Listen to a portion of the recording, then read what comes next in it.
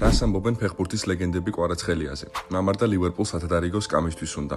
დავითაშვილის შედევრი, უკმაყოფილო ბრედლი ბარკოლა მისი და ხვიჩა სიტუაციით და მეტი სხვა სიახლე.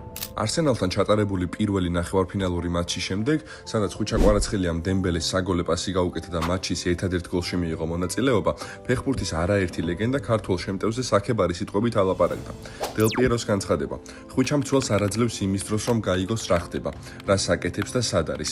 არასდროს იცის ბურთს რა მიმართულებით წაიღებს, ნებისმიერ დროს შეუძლია ან მარცხნივ წავიდეს, ან მარჯვნივ. ბრავო!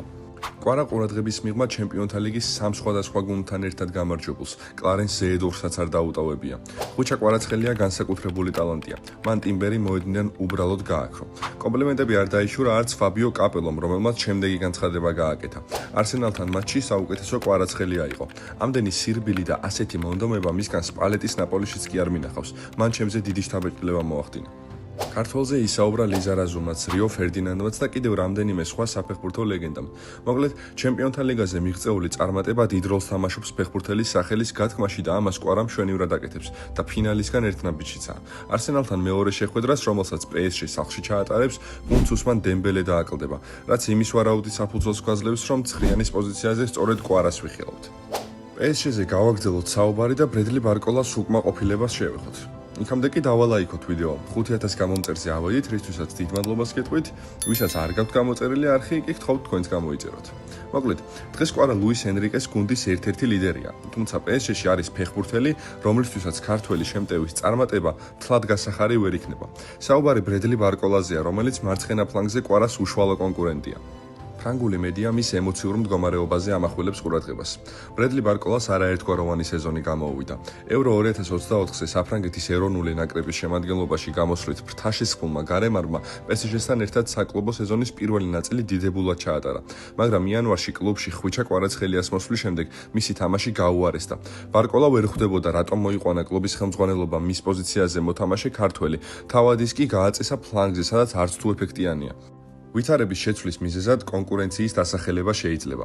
მოვიდა ხვიჩა კვარაცხელია, დეზირე დუეკი ბრწყინვალე ფორმაშია და განვითარებას განაგრძობს. ბარკოლასთვის განსაკუთრებით მტკივნეული თავიდან მაინც იანვარში ქართველის მოსვლა აღმოჩნდა. მიხვდა, რომ კლუბში არანაირი განსაკუთრებული სტატუსით ის არ სარგებლობს. ბარკოლა ლუის ენრიკესთან კარგ ურთიერთობას ინარჩუნებს, თუმცა არ არის გამორიცხული ზაფხულში კლუბის შეცვლაზე იფიქროს, რადგან PSG სუფთან ცენტრფორვარდის დამატებას აპირებს. კონკურენცია კი კიდევ უფრო მაღალი იქნება. გარემარბების ორ ადგილზე პრეტენდენტები დემბელე, კვარაცხელია და დუე იქნებიან. წერს ფრანგული მედია ლეკიპზე დაყრდნობით. გიორგი მამარდაშვილი 1 ივლისიდან ლივერპულის მეკარე გახდება. ამ ტრანსფერის დადასტურების შემდეგ მედიაში სერიოზულად განიხილავენ, ვინ იქნება მერსისაიდალების პირველი კიპერი. თავიდან იწერებოდა, რომ ალისონმა შეთავაზებები საუდიდან მიიღო და ფიქრობდა კიდეც იქ წასვლაზე, თუმცა როგორც ბოლოს ლივერპულის მეკარეების მწვრთნელმა ლეგენდარულმა კლაუდიო ტაფარელიმ აღნიშნა, ბრაზილიელი არსაწასვლას არ აპირებს. ცნობილი საფეხბურთო გამოცემის ატლეტიკის რეპორტიორმა ჯეიმს პირსმა კელეჰერის მდგომარეობაზე ისაუბრა და თქვა, რომ მამარდაშვილი სწორედ მის ჩასანაცვლოდ მოდის. იგი წერს, ვალენსია სეზონის უმეტესი ნაწილი იბრძოდა, რომ სარელეგაციო ზონაში არ მომხვედრილიყო. თუმცა, გუნდის მეკარის ფორმა კლუბის მთავარი პრობლემა არ იყო. პირიქით, მან გადამწყვეტი როლი შეასრულა გუნდის ბოლო აღმასვლაში, რომლის დროსაც ვალენსია ზედიზედ 8 შეხვედრაში დაუმარცხებელი იყო.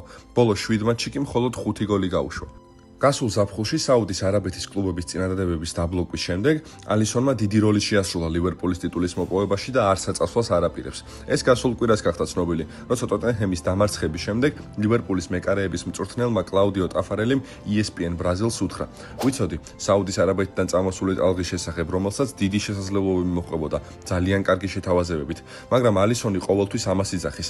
მე ამ ისტორიის გაგრძელება მსურს, რადგან მათი ბევრი მიმართებს."